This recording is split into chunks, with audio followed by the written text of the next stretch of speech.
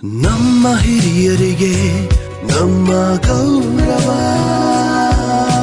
Hi hello ನಮಸ್ಕಾರ, ಇದು ಬಿಇಸಿ ಧ್ವನಿ 90.4 FM. ಸ್ನೇಹಿತರೆ, ಇನ್ನು ಮುಂದೆ ಕೇಳಿ ಸಾಮಾಜಿಕ ನ್ಯಾಯ ಮತ್ತು ಸಬಲೀಕರಣ ಇಲಾಖೆ ಹಾಗೂ ಕಮ್ಯುನಿಟಿ ರೇಡಿಯೋ ಅಸೋಸಿಯೇಷನ್ ಸಹಯೋಗದಲ್ಲಿ ಅಟಲ್ ವಯೋ ಅಭ್ಯುದಯ ಯೋಜನೆ ಕುರಿತಾದ ನಮ್ಮ ಹಿರಿಯರು ನಮ್ಮ ಗೌರವ ಸರಣಿ ಕಾರ್ಯಕ್ರಮವನ್ನ. ಇವತ್ತಿನ ನಮ್ಮ ಈ ಸರಣಿ ಕಾರ್ಯಕ್ರಮದ 15ನೆಯ ಸಂಚಿಕೆಯಲ್ಲಿ ಹಿರಿಯ ನಾಗರಿಕರ ಪಿಂಚಣಿ ಮತ್ತು ವಿಮಾ ಯೋಜನೆಗಳ ಕುರಿತಾಗಿ ತಿಳಿದುಕೊಳ್ಳಲಿದ್ದೀರಿ. ನಮ್ಮ ಹಿರಿಯರಿಗೆ ನಮ್ಮ ಗೌರವ.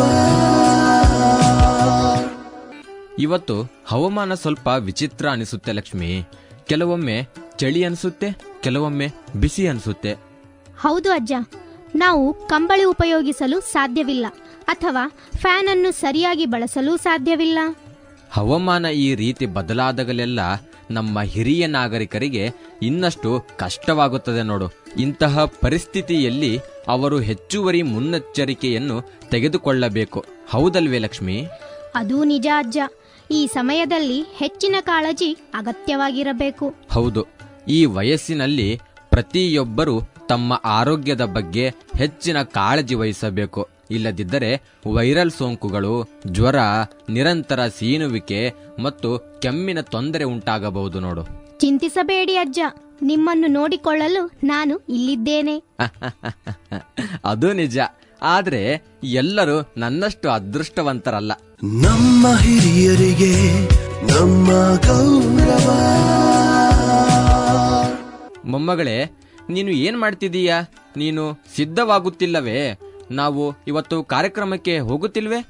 ಹೋ ವಾವ್ ಅಜ್ಜ, ಇವತ್ತು ನಿಮಗೆ ಎಲ್ಲವೂ ನೆನಪಿದೆ. ನೀವು ಉತ್ಸುಕರಾಗಿರುವಂತೆ ಕಾಣುತ್ತಿದೆ. ನಾನು ಯಾವಾಗಲೂ ಮರೆಯೋದಿಲ್ಲ ಲಕ್ಷ್ಮಿ. ಹಾಗೂ ನಮ್ಮ ಕೇಳುಗರ ಅಪಾರ ಪ್ರೀತಿ ನನಗೆ ಎಂದಿಗೂ ಮರೆಯಲು ಬಿಡುವುದಿಲ್ಲ ನೋಡು. ಅದೂ ನಿಜ ಅಜ್ಜ. ನಮ್ಮ ಕೇಳುಗರ ಅಪರಿಮಿತ ಪ್ರೀತಿ ನಮ್ಮನ್ನು ಸಂಪೂರ್ಣವಾಗಿ ಆವರಿಸಿದೆ. ನಮ್ಮ ಕೇಳುಗರು ನಮ್ಮ ಜೀವಾಳ ಪುಟ, ಮತ್ತು ನಾನು ಅವರಿಂದ ಅಜ್ಜನಿಗೆ ದೊರೆಯಬೇಕಾದ ಪ್ರೀತಿ ಯಾವಾಗಲೂ ಪಡೆದುಕೊಳ್ಳುತ್ತೇನೆ. ಮತ್ತು ಇಲ್ಲಿರುವ ಎಲ್ಲರೂ ಸಹ ನನ್ನನ್ನು ಅತ್ಯಂತ ಎಚ್ಚರಿಕೆಯಿಂದ ನೋಡಿಕೊಳ್ಳುತ್ತಾರೆ. ಅವರು ನನಗೆ ಹೆಚ್ಚುವರಿ ಪ್ರೀತಿಯನ್ನು ನೀಡುತ್ತಾರೆ. ಬಾ ಲಕ್ಷ್ಮಿ, ತಯಾರಾಗೋಣ. ಇವತ್ತು ತುಂಬಾ ಚಳಿ ಇದೆ. ನಾವು ತಡ ಮಾಡುವಂತಿಲ್ಲ. ಸ್ಟುಡಿಯೋ ತಲುಪಲು ಸಮಯ ತೆಗೆದುಕೊಳ್ಳುತ್ತದೆ, ಸರಿಯೇ? ಹೌದು ಅಜ್ಜ. ಮತ್ತು ಈ ದಿನಗಳಲ್ಲಿ ಸೂರ್ಯನೂ ಸಹ ಪ್ರಕಾಶಮಾನವಾಗಿ ಹೊಳೆಯುತ್ತಿದ್ದಾನೆ. ನಾನು ಇವತ್ತು ನಮ್ಮ ಇಬ್ಬರು ಸ್ನೇಹಿತರನ್ನು ಆಹ್ವಾನಿಸಿದ್ದೇನೆ. ನಾವು ಸ್ವಲ್ಪ ಹೊತ್ತು ತಮಾಷೆಯಾಗಿ ಮಾತಾಡೋಣ ಮತ್ತು ಕೆಲವು ಪ್ರಮುಖ ವಿಷಯಗಳ ಬಗ್ಗೆ ಚರ್ಚಿಸೋಣ. ಅದು ತುಂಬಾ ಚೆನ್ನಾಗಿದೆ ಅಜ್ಜ. ನಮ್ಮ ಕಾರ್ಯಕ್ರಮವನ್ನು ಸಮಯಕ್ಕೆ ಸರಿಯಾಗಿ ಪ್ರಾರಂಭಿಸಲು ಬೇಗ ಹೊರಡೋಣ. ಓ ಹೌದು ಹೌದು, ನನಗೆ ಅರ್ಥವಾಯಿತು. ನೀನು ಯಾಕೆ ಚಿಂತಿಸುತ್ತಿದ್ದೀಯಾ ಮೊಮ್ಮಗಳೇ? ಎಲ್ಲವೂ ಸರಿ ಹೋಗುತ್ತದೆ ಮತ್ತು ನಾವು ಕಾರ್ಯಕ್ರಮವನ್ನು ಸಮಯಕ್ಕೆ ಸರಿಯಾಗಿ ಪ್ರಾರಂಭಿಸುತ್ತೇವೆ. ಸರಿ, ನಾನು ಬೇಗ ರೆಡಿ ಆಗ್ತೇನೆ. ಇಲ್ಲದಿದ್ದರೆ ಹುಡುಗಿಯರು ರೆಡಿ ಆಗಲು ತುಂಬಾ ಸಮಯ ತೆಗೆದುಕೊಳ್ಳುತ್ತಾರೆ ಅಂತ ಹೇಳ್ತೀರಿ. ಹೌದು ಪುಟ್ಟ, ನಾನು ಕೂಡ ಸಿದ್ಧನಾಗುತ್ತೇನೆ. ನಮ್ಮ ಹಿರಿಯರಿಗೆ ನಮ್ಮ ಗೌರವ. ಸರಿ, ಹೊರಡೋಣವೇ ಅಜ್ಜ? ನಾನಂತೂ ಸಿದ್ಧ. ಹೋಗೋಣ ಪುಟ್ಟ, ನಾನು ಸಿದ್ಧನಾಗಿದ್ದೇನೆ. ಹಾಗಾದರೆ ನಡೀರಿ, ಹೋಗೋಣ ಅಜ್ಜ. ಇವತ್ತು ನನಗೆ ನನ್ನ ಹಳೆಯ ಸ್ನೇಹಿತರನ್ನು ಭೇಟಿಯಾಗಲು ಅವಕಾಶ ಸಿಗುತ್ತದೆ. ಖಂಡಿತ ನನಗೆ ಖುಷಿಯಾಗುತ್ತಿದೆ. ಅಜ್ಜ, ನೀವು ತುಂಬಾ ಉತ್ಸುಕರಾಗಿದ್ದೀರಾ. ಅಲ್ಲದೆ ಹಳೆಯ ನೆನಪುಗಳನ್ನು ಮೆಲುಕು ಹಾಕುತ್ತಿದ್ದೀರಿ. ನನಗೂ ಹೇಳಿ ಅಜ್ಜ. ಓ ಪುಟ್ಟ, ನೆನಪುಗಳು ಯಾವಾಗಲೂ ಸುಂದರವಾಗಿರುತ್ತವೆ. ನಾನು ನನ್ನ ಸ್ನೇಹಿತರೊಂದಿಗೆ ಕಳೆದ ಸಮಯವನ್ನು ನೆನಪಿಸಿಕೊಂಡೆ. ನಾವು ಒಟ್ಟಿಗೆ ತಮಾಷೆ ಮಾಡುತ್ತಿದ್ದೆವು ಮತ್ತು ಹಾಡುಗಳನ್ನು ಹಾಡುತ್ತಿದ್ದೆವು. ಯೇ ದೋಸ್ತಿ ಹಮ್ ನಹೀ ತೋಡೆಂಗೆ फोड़ेंगे तेरा तकला मगर तेरा साथ ना छोड़ेंगे. ವಾ ಅಜ್ಜ, ನಿಮ್ಮನ್ನು ನೋಡಿದರೆ ನೀವು ಇಷ್ಟು ತುಂಟ ಎಂದು ನಾನು ಭಾವಿಸಿರಲಿಲ್ಲ. ನೀವು ನನ್ನ ತುಂಟ ಅಜ್ಜ. ಓ, ನಮ್ಮ ಸಮಯ ಬೇರೆಯಾಗಿತ್ತು ಮೊಮ್ಮಗಳೇ. ನಾವು ಈಗ ನಮ್ಮ ರೇಡಿಯೋ ಸ್ಟೇಷನ್ಗೆ ಬಂದೇ ಬಿಟ್ಟವಲ್ಲ. ಹೋ, ಅಲ್ಲಿ ಕುಳಿತಿರುವವರು ಯಾರು ಅಜ್ಜ? ನಿಮ್ಮ ಸ್ನೇಹಿತರಲ್ಲಿ ಒಬ್ಬರು ಈಗಾಗಲೇ ಇಲ್ಲಿದ್ದಾರೆಂದು ತೋರುತ್ತದೆ. ಅಥವಾ ಯಾರಾದರೂ ನಮಗಾಗಿ ಕಾಯುತ್ತಿದ್ದಾರೆಯೇ? ಬಾ ಲಕ್ಷ್ಮಿ, ನಾನು ನಿನಗೆ ಅವರನ್ನು ಪರಿಚಯಿಸುತ್ತೇನೆ. ಇವರು ನನ್ನ ಸ್ನೇಹಿತ ಸುಖಿಯಾ ಬಾಯ್. ಇವಳು ನನ್ನ ಮೊಮ್ಮಗಳು ಲಕ್ಷ್ಮಿ. ನಮಸ್ತೆ ಸುಖಿಯಾ ಅಜ್ಜ, ಹೇಗಿದ್ದೀರಿ?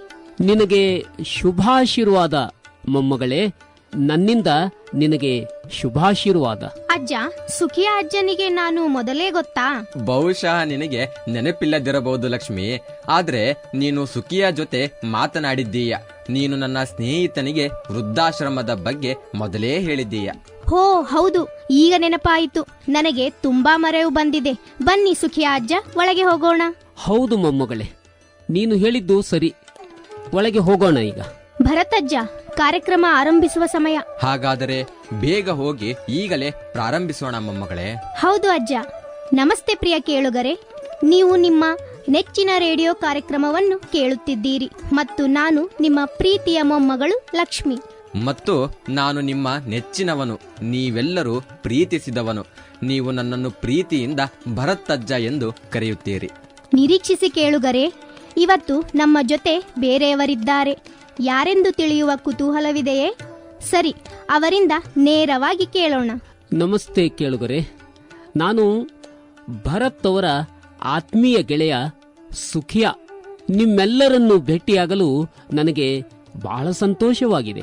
ಮತ್ತು ನಾವೆಲ್ಲರೂ ನಮ್ಮ ಹಿರಿಯರು ನಮ್ಮ ಗೌರವ ವಿಶೇಷ ಕಾರ್ಯಕ್ರಮಕ್ಕೆ ನಿಮ್ಮನ್ನು ಸ್ವಾಗತಿಸುತ್ತೇವೆ.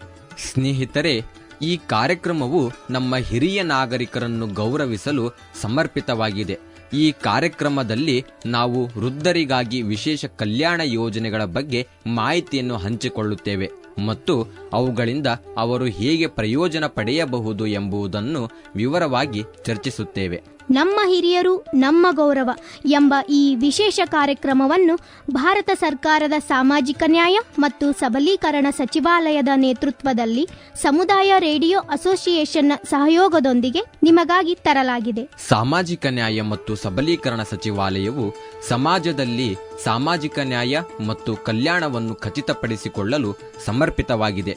ಇದು ವಿಕಲಚೇತನ ವ್ಯಕ್ತಿಗಳು, ಹಿಂದುಳಿದ ಮತ್ತು ಕಟ್ಟಕಡೆಯಲ್ಲಿರುವ ಸಮುದಾಯಗಳು, ಹಿರಿಯ ನಾಗರಿಕರು ಮತ್ತು ಇತರ ವಿಶೇಷ ಗುಂಪುಗಳಿಗೆ ಬದ್ಧತೆಯೊಂದಿಗೆ ಸಾಮಾಜಿಕ ನ್ಯಾಯವನ್ನು ಉತ್ತೇಜಿಸುವ ಗುರಿಯನ್ನು ಹೊಂದಿರುವ ಹೊಸ ನೀತಿಗಳನ್ನು ಮತ್ತು ಕಾರ್ಯಕ್ರಮಗಳನ್ನು ನಿರಂತರವಾಗಿ ಪರಿಚಯಿಸುತ್ತದೆ.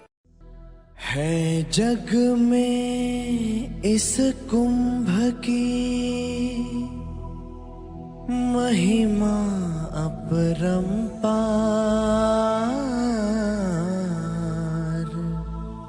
डुबकी लगाइए आइए। 12 वर्ष में होने वाले महाकुंभ मेले में जाने का मन किसका नहीं होता, और जीवन के इस पहर में महाकुंभ एक अवसर भी है आध्यात्म और भक्ति का।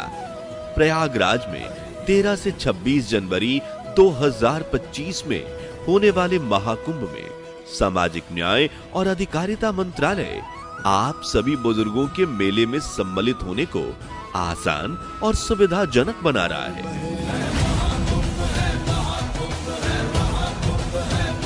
इस अवसर पर मंत्रालय संचालित कर रहा है अपना एक सुविधा स्टॉल, जहां वृद्ध जनों को मिलेगी हर तरह की सुविधा और सहायक उपकरण, साथ ही उचित सलाह भी। और साथ ही सामाजिक न्याय और अधिकारिता मंत्रालय आप सीनियर सिटीजन से यात्रा के दौरान कुछ सावधानी बरतने की अपील भी कर रहा है। आप सभी ये यात्रा अकेले ना करें और किसी को अपने साथ जरूर लाएं। ज्यादा भीड़ भाड़ में सावधानी बरतें और भीड़ से बचें। घबराएं नहीं, धैर्य बनाए रखें। मेले के नियमों का पालन करें। किसी असुविधा में सामाजिक न्याय और अधिकारिता मंत्रालय के स्टॉल पर या नजदीकी सहायता अधिकारियों से संपर्क करें। महाकुंभ मेला आपके लिए सफल रहे और सुरक्षित भी, इसकी कामना के साथ सामाजिक न्याय और अधिकारिता मंत्रालय आपको महाकुंभ मेले की शुभकामनाएं दे रहा है। CRA द्वारा निर्मित और सामाजिक न्याय और अधिकारिता मंत्रालय द्वारा जनहित में जारी। ಓ ಲಕ್ಷ್ಮಿ, ಕೇಳು, ನಾನು ನಿನ್ನೆ ಶಂಕರ್ ಬಾಯ್ ಅವರನ್ನು ಭೇಟಿಯಾದೆ. ಅವರು ನಿನ್ನ ಬಗ್ಗೆ ಕೇಳುತ್ತಿದ್ದರು. ಹೋ, ನಿಜವಾಗಿಯೂ? ಅವರು ಏನು ಹೇಳುತ್ತಿದ್ದರು ಅಜ್ಜ? ಓ, ಶಂಕರ್ ಬಾಯಿ ನೀನು ಸೇಜ್ ಬಗ್ಗೆ ಮೊದಲೇ ವಿವರಿಸಿದ್ದೀಯ ಎಂದು ಹೇಳುತ್ತಿದ್ದರು. ಆದ್ದರಿಂದ ನೀನು ಅದನ್ನು ಮತ್ತೊಮ್ಮೆ ವಿವರಿಸಬಹುದಾ ಲಕ್ಷ್ಮಿ? ಓಹೋ, ಶಂಕರಜ್ಜ ಇಷ್ಟು ಬೇಗ ಮರೆತು ಬಿಟ್ರಾ? ಚಿಂತಿಸಬೇಡಿ, ನಾನು ಅದನ್ನು ಮತ್ತೆ ವಿವರಿಸುತ್ತೇನೆ. ಸ್ನೇಹಿತರೆ, ಬೇಗ ಟಿಪ್ಪಣಿ ಮಾಡಿಕೊಳ್ಳಿ ಅಥವಾ ರೆಕಾರ್ಡ್ ಮಾಡಿಕೊಳ್ಳಿ. SAGE, senior care ageing growth engine ಎಂಬುದು ಭಾರತ ಸರ್ಕಾರದ ಒಂದು ಯೋಜನೆಯಾಗಿದ್ದು, ಹಿರಿಯ ನಾಗರಿಕರ ಅಗತ್ಯಗಳನ್ನು ಪೂರೈಸುವ ಮತ್ತು ಅವರ ಜೀವನದ ಗುಣಮಟ್ಟವನ್ನು ಸುಧಾರಿಸುವ ಗುರಿಯನ್ನು ಹೊಂದಿದೆ. ಇದನ್ನು ಸಾಮಾಜಿಕ ನ್ಯಾಯ ಮತ್ತು ಸಬಲೀಕರಣ ಸಚಿವಾಲಯವು ಜೂನ್ 2021ರಲ್ಲಿ ಪ್ರಾರಂಭಿಸಿತು.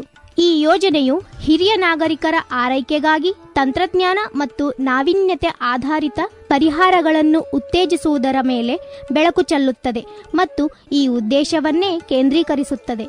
ಲಕ್ಷ್ಮಿ, ಈ ಯೋಜನೆಯ ಅಡಿಯಲ್ಲಿ ಯಾವ ರೀತಿಯ ಸೇವೆಗಳನ್ನು ಒದಗಿಸಲಾಗುತ್ತದೆ? ಈ ಯೋಜನೆಯ ಅಡಿಯಲ್ಲಿ ಇರುವ ಸೇವೆಗಳೆಂದರೆ ಆರೋಗ್ಯ ಸೇವೆಗಳು, ಅಂದರೆ ಟೆಲಿಮೆಡಿಸಿನ್ ಮತ್ತು ಆರೋಗ್ಯ ಬೆಂಬಲದಂತಹವು, ಮತ್ತು ಸಾಮಾಜಿಕ ಸೇವೆಗಳು. ಈ ಸೇವೆಯು ಹಿರಿಯ ನಾಗರಿಕರನ್ನು ಸಮುದಾಯದೊಂದಿಗೆ ಸಂಪರ್ಕಿಸುವುದಾಗಿದೆ. ಮತ್ತು ಗೃಹ ಸೇವೆಗಳು, ಇದು ದೈನಂದಿನ ನೆರವು, ಸಹಾಯವಾಣಿ ಬೆಂಬಲ ನೀಡುತ್ತದೆ. ಅದಲ್ಲದೆ ಮನರಂಜನೆ ಮತ್ತು ಶಿಕ್ಷಣ ಸೇವೆಗಳು, ಇದು ಹಿರಿಯರಿಗಾಗಿ ಡಿಜಿಟಲ್ ಕಲಿಕೆ ಮತ್ತು ಚಟುವಟಿಕೆ ಕೇಂದ್ರಗಳನ್ನು ಒದಗಿಸುತ್ತದೆ. ನಿಜವಾಗಿಯೂ ಈ ಯೋಜನೆಯು ಹಿರಿಯ ನಾಗರಿಕರಿಗೆ ಒಂದು ನಿರ್ಣಾಯಕ ಹೆಜ್ಜೆಯಾಗಿದ್ದು, ಅವರಿಗೆ ಅಗತ್ಯ ಆರೋಗ್ಯ ಮತ್ತು ಸಾಮಾಜಿಕ ಸೇವೆಗಳನ್ನು ಪಡೆಯಲು ಸಹಾಯ ಮಾಡುತ್ತದೆ. ಆದರೆ ಸೇಜ್ ಯೋಜನೆಯ ಮುಖ್ಯ ಉದ್ದೇಶವೇನು? ಈ ಯೋಜನೆಯು ಹಿರಿಯ ನಾಗರಿಕರ ಆರೈಕೆಗಾಗಿ ಹೊಸ ಉತ್ಪನ್ನಗಳು ಮತ್ತು ಸೇವೆಗಳನ್ನು ಅಭಿವೃದ್ಧಿಪಡಿಸುವ ನವ ಉದ್ಯಮಗಳಿಗೆ ಆರ್ಥಿಕ ಮತ್ತು ಆಡಳಿತಾತ್ಮಕ ಬೆಂಬಲವನ್ನು ಒದಗಿಸುವ ಗುರಿಯನ್ನು ಹೊಂದಿದೆ. ಮೊದಲನೆಯದಾಗಿ, ಹಿರಿಯ ನಾಗರಿಕರ ಆರೈಕೆಗಾಗಿ ಪರಿಸರ ವ್ಯವಸ್ಥೆಯನ್ನು ರಚಿಸುವ ಗುರಿಯನ್ನು ಇದು ಹೊಂದಿದೆ. ಇದರಿಂದಾಗಿ ವೃದ್ಧರ ಆರೋಗ್ಯ, ಯೋಗಕ್ಷೇಮ ಮತ್ತು ಜೀವನದ ಗುಣಮಟ್ಟವನ್ನು ಸುಧಾರಿಸುವ ಬಲವಾದ ವಾತಾವರಣವನ್ನು ಸ್ಥಾಪಿಸುತ್ತದೆ. ಇನ್ನು ಎರಡನೆಯದಾಗಿ, ಹಿರಿಯ ನಾಗರಿಕರು ತಮ್ಮ ನಿರ್ದಿಷ್ಟ ಅಗತ್ಯಗಳಿಗೆ ಅನುಗುಣವಾಗಿ ಸೇವೆಗಳನ್ನು ಪ್ರವೇಶಿಸಬಹುದಾದ ವೇದಿಕೆಯನ್ನು ಒದಗಿಸುವುದು ಇದರ ಗುರಿಯಾಗಿದೆ. ವಾವ್, ತುಂಬಾ ಚೆನ್ನಾಗಿದೆ ಮೊಮ್ಮಗಳೇ. ನೋಡು ಅಜ್ಜ, ಎಷ್ಟು ಸುಲಭ ಅಂತ. ನಾನು ಅದನ್ನು ಕ್ಷಣ ಮಾತ್ರದಲ್ಲಿ ವಿವರಿಸಿದೆ. ಓ, ನನ್ನ ಮೊಮ್ಮಗಳು ತುಂಬಾ ಬುದ್ಧಿವಂತೆ. ನಾನು ಏನ್ ಹೇಳಿ? ಹೌದು ಭರತ್, ಲಕ್ಷ್ಮಿ ಭೇಟಿ ವಯಸ್ಸಾದ ನಮ್ಮಂತವರಿಗೆ ದೇವತೆಯಂತೆ. ಅಜ್ಜ, ನಿಮ್ಮ ಆಶೀರ್ವಾದದಿಂದಲೇ ಇದೆಲ್ಲ ಸಾಧ್ಯ.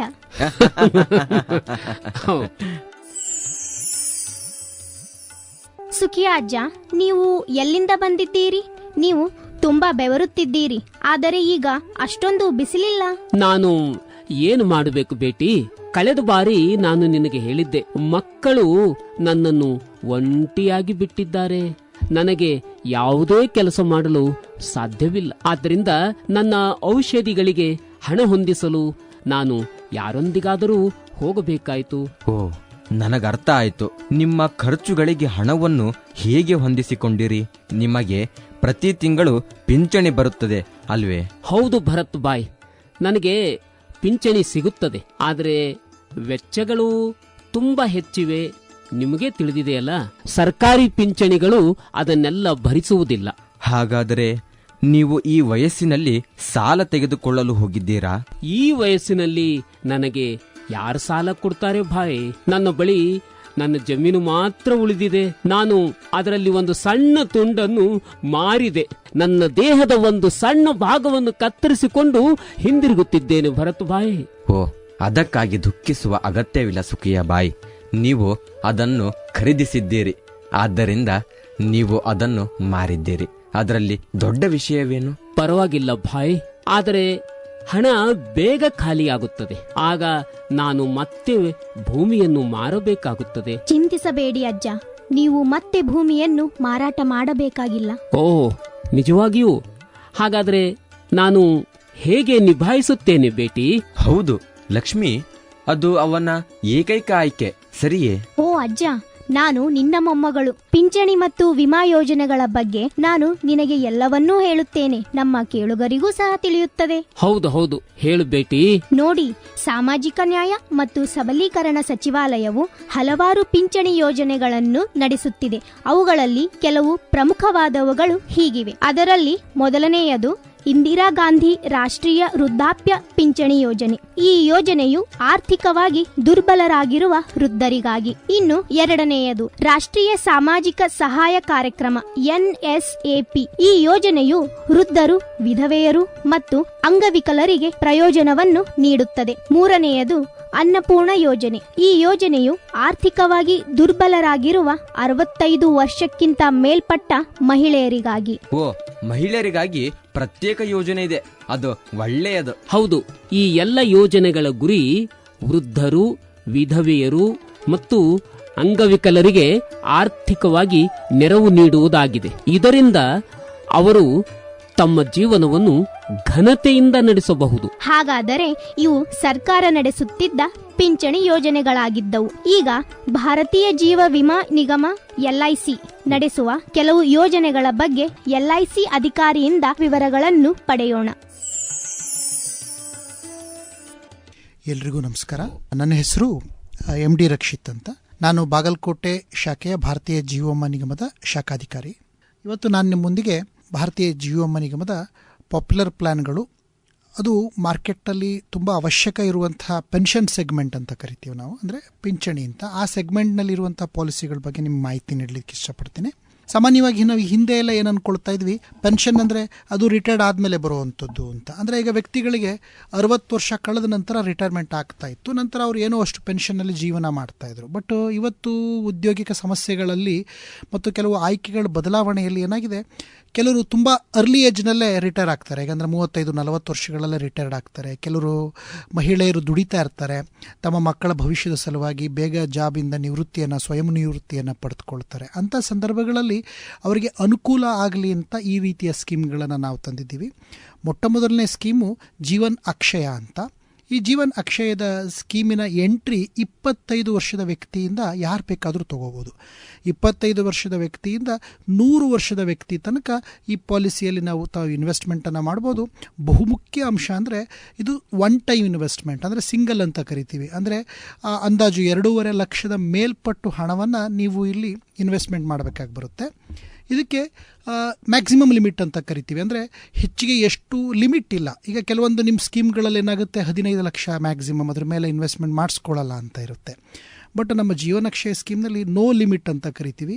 ಉದಾಹರಣೆಗಳಲ್ಲಿ ಕೆಲವೊಂದು ಬಾಂಬೆಯಲ್ಲೆಲ್ಲ 50 ಕೋಟಿ 100 ಕೋಟಿ ಇನ್ವೆಸ್ಟ್ಮೆಂಟ್ ಮಾಡಿರೋ ಉದಾಹರಣೆಗಳಿದ್ದಾವೆ. ಕಾರಣ ಏನಂತಂದರೆ, ಈಗ ನಾವು ಇವಾಗ ಫಾರ್ ಎಕ್ಸಾಂಪಲ್ ಒಂದು 25-30 ವರ್ಷದ ವ್ಯಕ್ತಿ ನಾವು ಲಂಸಮ್ ಆಗಿ ಇನ್ವೆಸ್ಟ್ಮೆಂಟ್ ಮಾಡಿದ್ದೀವಿ ಅಂದರೆ, ಆ ವ್ಯಕ್ತಿಯ ಜೀವಿತಾವಧಿಯ ತನಕ ನಾವು ಏನು ರೇಟ್ನಲ್ಲಿ ನಾವು ಅವರಿಗೆ ಪೆನ್ಷನನ್ನು ಸ್ಟಾರ್ಟ್ ಮಾಡ್ತೀವಿ ಅದು ಕಂಟಿನ್ಯೂ ಆಗುತ್ತೆ. ಎಲ್ರಿಗೂ ಗೊತ್ತಿರೋ ಹಾಗೆ ಬ್ಯಾಂಕಿನ ಬಡ್ಡಿ ರೇಟ್ಗಳು ಬದಲಾವಣೆ ಆಗುತ್ತಾ ಇರುತ್ತೆ ಕಾಲ ಕಾಲಕ್ಕೆ. ಕೆಲವೊಂದು ಸಂದರ್ಭಗಳಲ್ಲಿ ಕಡಿಮೆ ಆಗುತ್ತೆ, ಕೆಲವೊಂದು ಸಂದರ್ಭಗಳಲ್ಲಿ ಹೆಚ್ಚಾಗುತ್ತೆ. ಹೆಚ್ಚಾಗುವ ಸಂಭವ ಭಾಳ ಕಡಿಮೆ, ಕಡಿಮೆ ಆಗುವ ಸಂಭವನೇ ಹೆಚ್ಚು.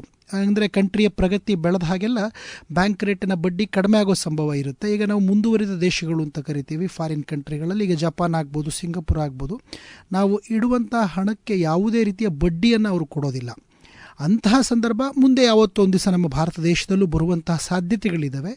ಇಂತಹ ಸಾಧ್ಯತೆಗಳು ಬಂದಂಥ ಸಂದರ್ಭದಲ್ಲಿ ನಾವು ಏನು ಇವತ್ತು ರೇಟಲ್ಲಿ ಫಿಕ್ಸ್ ಮಾಡ್ತೀವಿ, ಇವತ್ತಿನ ನಮ್ಮ ಪ್ರಸ್ತುತ ರೇಟು 6.5, 6.6, 6.7 ಹಿಂಗೆ ಹಲವಾರು ಏಜ್ಗಳಿಗೆ ಸಂಬಂಧಪಟ್ಟಾಗಿದೆ. ಅದು ಏನು ಖಾತ್ರಿ ಆಗುತ್ತೆ ಆ ವ್ಯಕ್ತಿಗೆ, ಅದು ಜೀವಿತಾವಧಿ ಪೂರ ಅಷ್ಟೇ ರೇಟನ್ನು ನಾವು ಕೊಡ್ತೀವಿ. ಯಾವುದೇ ಮಾರುಕಟ್ಟೆಯ ಬದಲಾವಣೆಗಳಿಗೆ ವಿಚಲಿತ ಆಗೋಲ್ಲ.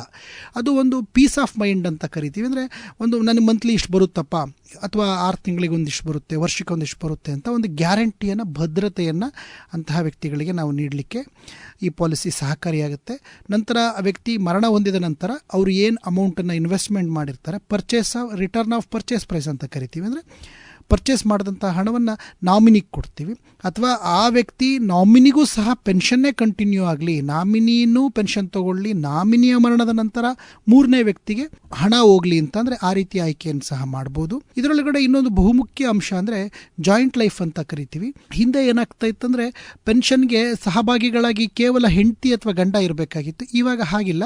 ನೀವು ತಂದೆ ತಾಯಿಗಳನ್ನು ತಗೋಬೋದು, ಮಕ್ಕಳನ್ನು ತಗೋಬೋದು, ಅಣ್ಣ ತಮ್ಮರನ್ನು ತಗೋಬೋದು, ಯಾರನ್ನಾದರೂ ನಿಮ್ಮ ಬ್ಲಡ್ ರಿಲೇಷನ್ಗಳನ್ನು ನಿಮ್ಮ ಜೊತೆಯಾಗಿ ಸಹಭಾಗಿಗಳಾಗಿ ತಗೋಬೋದು. ಈಗ ಕೆಲವೊಬ್ಬರು ಸಿಂಗಲ್ ಆಗಿ ಉಳಿತಾರೆ, ಅಂದರೆ ಮಕ್ಕಳು ಇರಲ್ಲ, ಗಂಡ ಡೆತ್ ಆಗಿರ್ತಾರೆ. ಆಗ ನಾನು ಯಾರಿಗೆ ಈ ದುಡ್ಡನ್ನು ಬಿಟ್ಟೋಗ್ಬೋದು ಅಂದರೆ ತಮ್ಮ ಜೊತೆಯಲ್ಲಿ ತಮ್ಮ ತಂಗಿನೋ ಅಣ್ಣನೋ ಅವ್ರು ಯಾರ ಮೇಲೆ ಡಿಪೆಂಡ್ ಆಗಿರ್ತಾರೆ ಅವ್ರನ್ನ ಇಟ್ಕೋಬೋದು.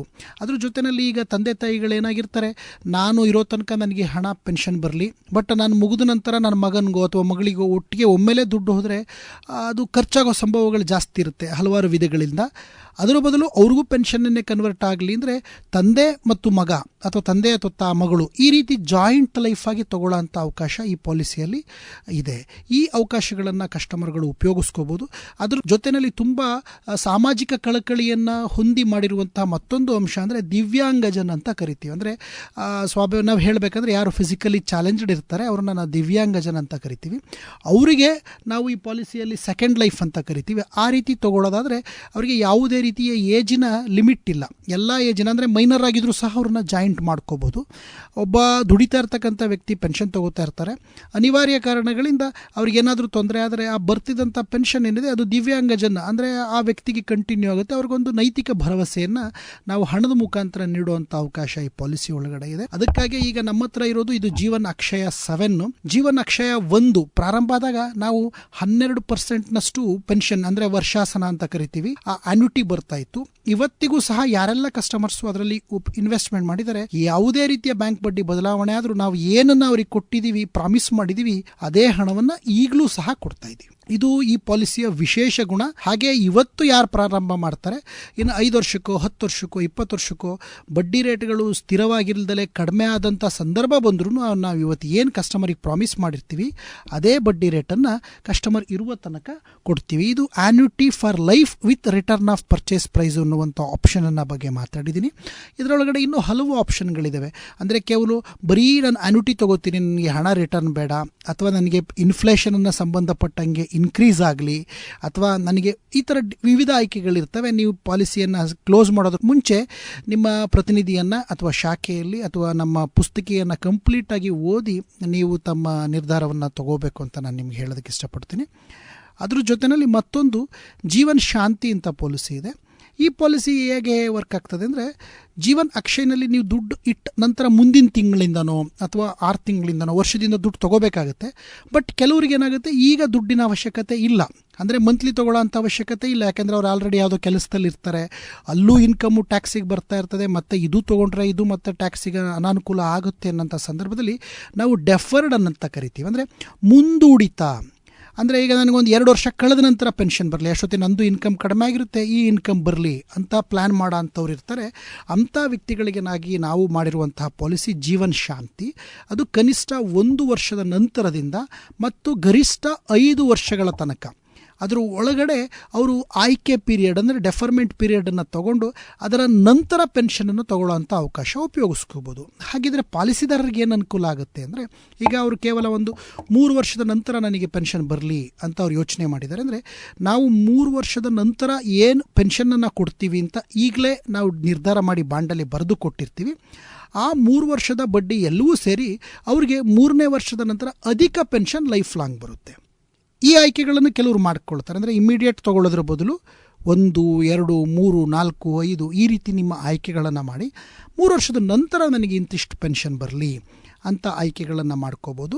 ಇದು ಸಹ ಕೆಲವರು ತುಂಬ ಪಾಪ್ಯುಲರ್ ಆಗಿ ತಗೊಳ್ತಾರೆ. ಈಗ ರಿಟೈರ್ಮೆಂಟಿಗೆ ಹತ್ತಿರದಲ್ಲಿರ್ತಕ್ಕಂಥವ್ರು, ಅಥವಾ ಅವ್ರೀಗ ಇನ್ನೊಂದು 5 ವರ್ಷ ಕಳೆದ ಮೇಲೆ ನಾನು ಮಗು ದೊಡ್ಡದಾದ್ಮೇಲೆ ನಾನು ಸ್ಕೂಲ್ ಬಿಡಬೇಕು ಅಂತ, ಕೆಲಸ ಬಿಡಬೇಕು ಅಂತ ಅಂದ್ಕೊಂಡಿರ್ತಕ್ಕಂಥ ಮಹಿಳೆಯರು ಈ ಥರ, ಅಥವಾ ಕೆಲವರು ಇವಾಗ ಪ್ರಾಪರ್ಟಿ ಮಾರಿದ್ದೀವಿ, ನಮ್ಗೆ ಈಗ ಒಂದು 2-3 ವರ್ಷಕ್ಕೆ ದುಡ್ಡೇನು ಪ್ರಾಬ್ಲಮ್ ಇಲ್ಲ, ಆಮೇಲೆ ದುಡ್ಡಿನ ಅವಶ್ಯಕತೆ ಜಾಸ್ತಿ ಬರುತ್ತೆ ಆವಾಗ ಬರಲಿ ಅಂತ ಅನ್ನೋಂಥವ್ರು ಈ ಡೆಫರ್ಡ್ ಆನ್ಯುಟಿ ಅಂದರೆ ಮುಂದೂಡಿತ ವರ್ಷಾಸನವನ್ನು ತಗೊಳ್ತಾರೆ.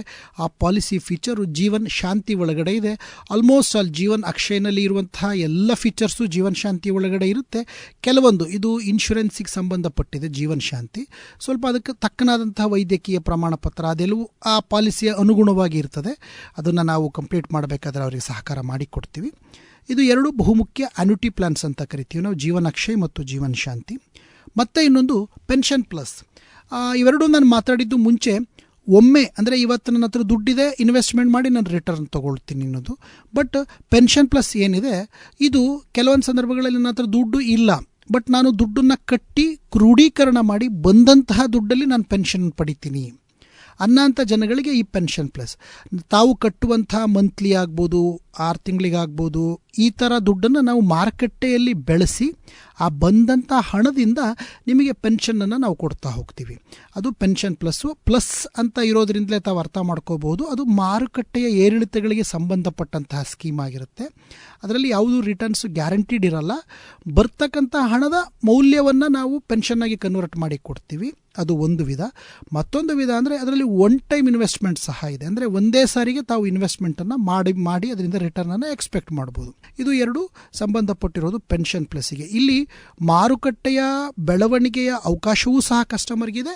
ಅದ್ರ ಜೊತೆಯಲ್ಲಿ ಪೆನ್ಷನ್ ಬರುವಂಥ ಒಂದು ಖಾತ್ರಿ ಸಹ ಕಸ್ಟಮರ್ಗೆ ಇದೆ. ಇದು ಪೆನ್ಷನ್ ಪ್ಲಸ್ನಲ್ಲಿ ಇರುವಂಥ ಇದು ಅತ್ಯಂತ ಹೆಚ್ಚು ಅವಕಾಶ ಕಸ್ಟಮರ್ಗೆ ಸಿಗುವಂಥದ್ದು. ಮತ್ತೆ ಇನ್ನೊಂದು ಯುಲಿಪ್ಸ್ನ ಬಗ್ಗೆ ನಾನು ಹೇಳೋದಕ್ಕೆ ಇಷ್ಟಪಡ್ತೀನಿ. ಯುಲಿಪ್ ಅಂದರೆ ಯೂನಿಟ್ ಲಿಂಕ್ಡ್ ಇನ್ಶೂರೆನ್ಸ್ ಪ್ರಾಡಕ್ಟ್ಸ್ ಅಂತ ಕರಿತೀವಿ. ಅಂದರೆ ಯೂನಿಟ್ ಅಂದರೆ ಮಾರುಕಟ್ಟೆಯ ಏರಿಳಿತಗಳಿಗೆ ಸಂಬಂಧಪಡುವಂತಹ ಇನ್ಶೂರೆನ್ಸ್ನ ಪ್ರಾಡಕ್ಟ್ ಅಂತ. ಮಾರುಕಟ್ಟೆ ಅಂದ ತಕ್ಷಣ ಸ್ವಾಭಾವಿಕವಾಗಿ ನಮಗೇನಾಗುತ್ತೆ, ಏರಿಳಿತ ಅನ್ನುವಂಥದ್ದು ಒಂದು ಸಾಮಾನ್ಯವಾದ ಪದ. ಬಟ್ ನಮಗೆ ಇಳಿತದ ಬಗ್ಗೆನೇ ಭಯ ಇರುತ್ತೆ. ಅಂದರೆ ನಮ್ಮ ದುಡ್ಡು ಲಾಸ್ ಆಗಿಬಿಟ್ರೆ ಅಂತ. ನೋಡಿ, ನಾವು ಮಾರುಕಟ್ಟೆನಲ್ಲಿ ಡೈರೆಕ್ಟಾಗಿ ನಾವು ಇನ್ವೆಸ್ಟ್ಮೆಂಟ್ ಮಾಡ್ತೀವಿ ಅಂದರೆ ನಮಗೆ ಅನುಭವದ ಕೊರತೆ ಇರುತ್ತೆ. ಅಂದರೆ ನಾವೇ ಯಾವ ಮಾರ್ಕೆಟು ಶೇರನ್ನು ಸ್ಟಡಿ ಮಾಡಿ ಅದ್ರ ಬಗ್ಗೆ ಕೂಲಂಕುಷವಾಗಿ ನಿರ್ಧಾರ ಮಾಡಿ, ಅಥವಾ ಯಾರೋ ಒಬ್ಬರು ಗೈಡನ್ನು ನಾವು ತಗೊಂಡು, ಅಥವಾ ಆ ಗೈಡ್ಗೂ ಸಂಪೂರ್ಣವಾಗಿ ಮಾಹಿತಿ ಇದೆಯಾ ಇಲ್ವಾ ಇವು ಯಾವುದು ಗೊತ್ತಿರಲ್ಲ. ಅಂಥ ಸಂದರ್ಭಗಳಲ್ಲಿ ನಾವು ದುಡ್ಡನ್ನು ಕಳ್ಕೊಳ್ಳೋ ಸಂಭವ ಹೆಚ್ಚಿಗೆ ಇರುತ್ತೆ. ಇದನ್ನು ತಪ್ಪಿಸೋದಕ್ಕೋಸ್ಕರನೇ ವಿಮಾ ಸಂಸ್ಥೆಗಳಿಗೆ ಈ ಒಂದು ಅಧಿಕಾರವನ್ನು ಕೊಟ್ಟಿದ್ದಾರೆ. ಇದನ್ನು ನಾವು ಯೂನಿಟ್ ಲಿಂಕ್ಡ್ ಇನ್ಶೂರೆನ್ಸ್ ಪ್ರಾಡಕ್ಟ್ ಅಂತ ಕರಿತೀವಿ. ಇಲ್ಲಿ ನೀವು ಒಂದೇ ಸಾರಿಗೆ ಇನ್ವೆಸ್ಟ್ಮೆಂಟನ್ನು ಮಾಡಬಹುದು, ಅಥವಾ ನಾವು systematic insurance and investment product ಅಂತ ಕರಿತೀವಿ, SIIP ಅಂತ. ಅಂದರೆ ಪ್ರತಿ ತಿಂಗಳು ಸ್ವಲ್ಪ ಸ್ವಲ್ಪ ನಿಮ್ಮ ಸ್ಯಾಲ್ರಿಯಲ್ಲಾಗ್ಬೋದು, ನಿಮ್ಮ ಬ್ಯಾಂಕ್ ಅಕೌಂಟ್ನಲ್ಲಾಗ್ಬೋದು, ನೀವು ಹಣನ ಕಡಿತ ಮಾಡ್ತಾ ಹೋಗ್ಬೋದು. ಅದು ಬೆಳೀತಾ ಹೋಗುತ್ತೆ. ನೀವು ಕಟ್ಟುವಂತಹ ವಾರ್ಷಿಕ ಪ್ರೀಮಿಯಂ ಏನಿದೆ ಅದಕ್ಕೆ ನಿಮಗೆ ಆಯ್ಕೆ ಇರುತ್ತೆ. ಒಂದು 10 ಪಟ್ಟು ಇನ್ಶೂರೆನ್ಸ್ ಕವರ್ ಪಡಿಬೋದು, ಅಥವಾ 7 ಪಟ್ಟು ಇನ್ಶೂರೆನ್ಸ್ ಕವರ್ ಪಡಿಬೋದು. ಇವು ಎರಡು ಆಯ್ಕೆಗಳಲ್ಲಿ ಯಾವುದಾದ್ರೂ ಒಂದನ್ನು ಕಸ್ಟಮರು ಪಡಿಬೋದು.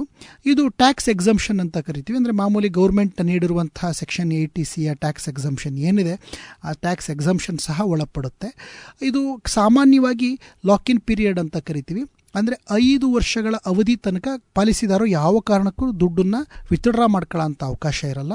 ಇದರಲ್ಲಿ ಇನ್ನೊಂದು ಬಹುಮುಖ್ಯ ಅಂದರೆ ಅನಿವಾರ್ಯ ಒಂದು ಪ್ರೀಮಿಯಮ್ಮು ಕಟ್ಟಿದ್ದಾರೆ, ತುಂಬ ಅನಿವಾರ್ಯ ಕಾರಣಗಳಿಂದ ಅವರಿಗೆ ಕಟ್ಟಲಿಕ್ಕೆ ಆಗಲಿಲ್ಲ ಅಂದರೆ ಈ ಪಾಲಿಸಿಯಲ್ಲಿ ಕಟ್ಟಿದಂತಹ ಪ್ರೀಮಿಯಮ್ನ ಫಂಡ್ ವ್ಯಾಲ್ಯೂ ಅಂತ ಕರಿತೀವಿ. ಅಂದರೆ ಮಾರುಕಟ್ಟೆಯ ಎಕ್ಸ್ಪೆನ್ಸಸ್ಗಳು, ಅಡ್ಮಿನಿಸ್ಟ್ರೇಷನ್ ಚಾರ್ಜಸ್ಸು, ಇನ್ಶೂರೆನ್ಸ್ ಕವರ್ನ ಚಾರ್ಜಸ್ಸು ಎಲ್ಲವನ್ನ ರಿಮೂವ್ ಮಾಡಿ ಬಂದಂಥ ಹಣವನ್ನು ಅವರಿಗೆ 5 ವರ್ಷ ಕಳೆದ ನಂತರ ತಗೊಳ್ಳೋಂಥ ಅವಕಾಶ ಇರುತ್ತೆ. ಅಥವಾ ರೆಗ್ಯುಲರ್ಲಿ ಕಟ್ತಾ ಹೋದರು 5 ವರ್ಷ, 10 ವರ್ಷ, 15 ವರ್ಷ ಅವಧಿ ಮುಗಿಯೋ ತನಕ ಕಟ್ತಾ ಹೋದರು ಅಂದರೆ ಅವರ ಕಟ್ಟಿದಂಥ ಹಣದಲ್ಲಿ ಎಕ್ಸ್ಪೆನ್ಸಸ್ಗಳನ್ನು ಮೈನಸ್ ಮಾಡಿ ಮಿಕ್ಕಿದ ಹಣವನ್ನು ಮಾರ್ಕೆಟ್ನಲ್ಲಿ ಇನ್ವೆಸ್ಟ್ಮೆಂಟ್ ಮಾಡಿರ್ತಾರೆ. ಆ ಇನ್ವೆಸ್ಟ್ಮೆಂಟಿಗೆ ಬರುವಂತಹ ರಿಟರ್ನ್ ಏನಿದೆ ಆ ಸಂಪೂರ್ಣ ರಿಟರ್ನ್ನ ಕಸ್ಟಮರ್ನ ಅಕೌಂಟ್ಗೆ ವರ್ಗಾವಣೆ ಮಾಡೋಂಥ ಅವಕಾಶ ಇರುತ್ತೆ. ಇಲ್ಲಿ ಯಾವುದು ನೀವು ಇನ್ವೆಸ್ಟ್ಮೆಂಟಲ್ಲಿ ಕಡಿಮೆ ಬಂತು ಜಾಸ್ತಿ ಬಂತು ಅನ್ನೋದಿಲ್ಲ. ಇದು ಸಂಪೂರ್ಣ ಮಾರುಕಟ್ಟೆ ಆಧಾರಿತ ಕಸ್ಟಮರ್ನ ರಿಸ್ಕ್ ಇರುತ್ತೆ. ಅಂದರೆ ಇದರಲ್ಲಿ ಹಲವಾರು ಫಂಡ್ಸ್ ಇರುತ್ತೆ. ಬಹುಮುಖ್ಯವಾಗಿ 4 ಫಂಡ್ ಇರುತ್ತೆ: growth fund, balance fund, secured fund ಮತ್ತು ಬಾಂಡ್ ಫಂಡ್ ಅಂತ. ಗ್ರೋತ್ ಫಂಡಿಗೆ ಹಾಕಿದರೆ ಹೆಚ್ಚಿಗೆ ಹಣ ಮಾರ್ಕೆಟಿಗೆ ಹೋಗುತ್ತೆ. ಗೌರ್ಮೆಂಟ್ನ ಸೆಕ್ಯೂರಿಟೀಸಲ್ಲಿ ತುಂಬ ಕಡಿಮೆ ಹಣ ಇರುತ್ತೆ. ಬಾಂಡ್ ಫಂಡ್ನಲ್ಲಿ ಹಾಕಿದರೆ ಮಾರ್ಕೆಟ್ನಲ್ಲಿ ಕಡಿಮೆ ಇರುತ್ತೆ, ಗ್ರೋತ್ ಫಂಡ್ನಲ್ಲಿ ಜಾಸ್ತಿ ಇರುತ್ತೆ. ಈ ರೀತಿ ಡಿಫ್ರೆಂಟ್ ಆದಂಥ ಅಂಶಗಳನ್ನು ನಾವು ಇಲ್ಲಿ ಗಮನಿಸ್ಬೋದಾಗಿರುತ್ತೆ. ಅದನ್ನು ಕಸ್ಟಮರ್ ಆಯ್ಕೆ ಮಾಡ್ಕೋಬಹುದು. ಈ ಎಲ್ಲ ಪಾಲಿಸಿಯ ಬಗ್ಗೆ ನಾನು ನಿಮಗೆ ಪರಿಚಯವನ್ನು ಮಾಡಿಕೊಟ್ಟಿದ್ದೀನಿ. ಇನ್ನೂ ಹೆಚ್ಚಿಗೆ ಮಾಹಿತಿ ಈ ಪಾಲಿಸಿಗಳ ಬಗ್ಗೆ ಬೇಕು ಅನಿಸಿದ್ರೆ ತಾವು ದಯಮಾಡಿ ನಮ್ಮ ವೆಬ್ಸೈಟ್ಗಳನ್ನು ನೀವು ಸರ್ಚ್ ಮಾಡಬಹುದು. ನಮ್ಮ LICಯ www.licindia.com ವೆಬ್ಸೈಟನ್ನು ಸರ್ಚ್ ಮಾಡಬಹುದು. ನಂತರ ನಮ್ಮ ಬಾಗಲಕೋಟೆಯಲ್ಲಿ ಶಾಖೆ ಇದೆ, ನವನಗರದಲ್ಲಿ. ಶಾಖೆಗೆ ಬಂದು ನಮ್ಮನ್ನು ಕಾಂಟ್ಯಾಕ್ಟ್ ಮಾಡ್ಬೋದು. ನಿಮ್ಮ ಮನೆ ಬಾಗಿಲಿಗೆ ಬರ್ತಕ್ಕಂಥ ನಮ್ಮ ಪ್ರತಿನಿಧಿಗಳ ಬಗ್ಗೆ ನೀವು ವಿಚಾರನ ತಿಳಿಸ್ಕೋಬಹುದು. ಈ ಎಲ್ಲ ವಿಚಾರಗಳನ್ನು ನೀವು ತಿಳಿದುಕೊಂಡು ಸಂಪೂರ್ಣವಾಗಿ ಮಾಹಿತಿಯನ್ನು ಪಡೆದುಕೊಂಡು ಆಮೇಲೆ ನಮ್ಮ ಈ ಸ್ಕೀಮ್ಗಳೇನಿದ್ದಾವೆ, ಈ ಯಾವುದೇ ಸ್ಕೀಮಲ್ಲಿ ಮ್ಯಾಕ್ಸಿಮಮ್ ಲಿಮಿಟ್ ಅಂತ ಇಲ್ಲ. ಈಗ ನಾನು ಮತ್ತೆ ಯಾಕೆ ಹೇಳ್ತಾ ಇದ್ದೀನಿ ಅಂದರೆ ಕೆಲವೊಂದು ಸ್ಕೀಮ್ಗಳು, ಪಾಪ್ಯುಲರ್ ಆದಂಥ ಸ್ಕೀಮ್ಗಳಲ್ಲಿ ಇಷ್ಟೇ ಮಾಡಬೇಕಂತ ಇದೆ, ಅದ್ರ ಮೇಲೆ ಮಾಡಲಿಕ್ಕೆ ಅವಕಾಶ ಇಲ್ಲ.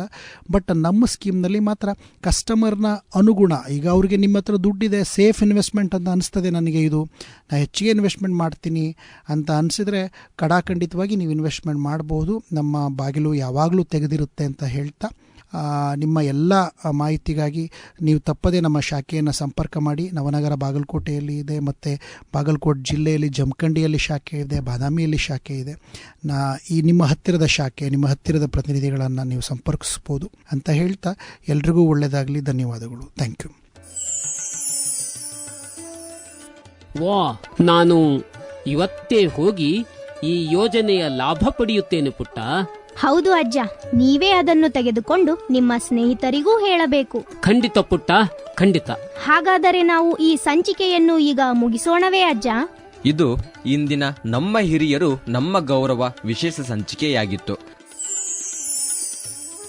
ಇದುವರೆಗೂ ನೀವು ನಮ್ಮ ಹಿರಿಯರು ನಮ್ಮ ಗೌರವ, ಭಾರತ ಸರ್ಕಾರದ ಸಾಮಾಜಿಕ ನ್ಯಾಯ ಮತ್ತು ಸಬಲೀಕರಣ ಹಾಗೂ ಕಮ್ಯುನಿಟಿ ರೇಡಿಯೋ ಅಸೋಸಿಯೇಷನ್ ಸಹಯೋಗದಲ್ಲಿ ಅಟಲ್ ವಯೋ ಅಭ್ಯುದಯ ಯೋಜನೆಯ ಕುರಿತಾದ ಸರಣಿ ಕಾರ್ಯಕ್ರಮವನ್ನು ಕೇಳಿದಿರಿ. ಇಂದಿನ ಕಾರ್ಯಕ್ರಮದಲ್ಲಿ ನೀವು ಹಿರಿಯ ನಾಗರಿಕರ ಪಿಂಚಣಿ ಹಾಗೂ ವಿಮಾ ಯೋಜನೆಗಳ ಕುರಿತಾಗಿ ಮಾಹಿತಿಯನ್ನು ಪಡೆದುಕೊಂಡ್ರಿ. ಕಾರ್ಯಕ್ರಮ ಪ್ರಸಾರವಾಗಿದ್ದು ಬಾಗಲಕೋಟೆಯ ಬಸವೇಶ್ವರ ವೀರಶೈವ ವಿದ್ಯಾವರ್ಧಕ ಸಂಘದ ಬಸವೇಶ್ವರ ಇಂಜಿನಿಯರಿಂಗ್ ಕಾಲೇಜಿನ ಸಮುದಾಯ ಬಾನುಲಿ ಕೇಂದ್ರ ಬಿಇಸಿ ಧ್ವನಿ 90.4 ಕಂಪನಾಂಕಗಳಲ್ಲಿ. ನಮಸ್ಕಾರ. ಹಿರಿಯ ನಾಗರಿಕರು ಗೌರವಯುತವಾದ ಜೀವನವನ್ನು ನಡೆಸಬೇಕು. ಅವರಿಗಿರುವ ಹಕ್ಕುಗಳ ಬಗ್ಗೆ ಅವರು ತಿಳಿಯಬೇಕು. ಅದಕ್ಕಾಗಿಯೇ ಈ ವಿಶೇಷ ಕಾರ್ಯಕ್ರಮ ನಮ್ಮ ಹಿರಿಯರಿಗೆ ನಮ್ಮ ಗೌರವ. ಎಲ್ಲಾ ಹಿರಿಯ ನಾಗರಿಕರಿಗೂ ಸರ್ಕಾರದಿಂದ ಸಿಗುವ ಸೌಲಭ್ಯಗಳು, ಕಾನೂನು ಸಲಹೆ, ಆರೋಗ್ಯ ಸಲಹೆ, ಇನ್ನೂ ಅನೇಕ ಸಂಗತಿಗಳನ್ನು ಈ ಕಾರ್ಯಕ್ರಮದ ಮೂಲಕ ಎಲ್ಲಾ ಹಿರಿಯ ನಾಗರಿಕರಿಗೆ ತಲುಪಿಸುವ ಪ್ರಯತ್ನ. ಈ ಕಾರ್ಯಕ್ರಮವು ಅಟಲ್ ವಯೋ ಅಭ್ಯುದಯ ಯೋಜನೆಯಡಿಯಲ್ಲಿ ಸಾಮಾಜಿಕ ನ್ಯಾಯ ಮತ್ತು ಸಬಲೀಕರಣ ಸಚಿವಾಲಯ, ಭಾರತ ಸರ್ಕಾರ ಹಾಗೂ ಕಮ್ಯುನಿಟಿ ರೇಡಿಯೋ ಅಸೋಸಿಯೇಷನ್ ನಿಂದ ಜನಹಿತಕ್ಕಾಗಿ ಜಾರಿ.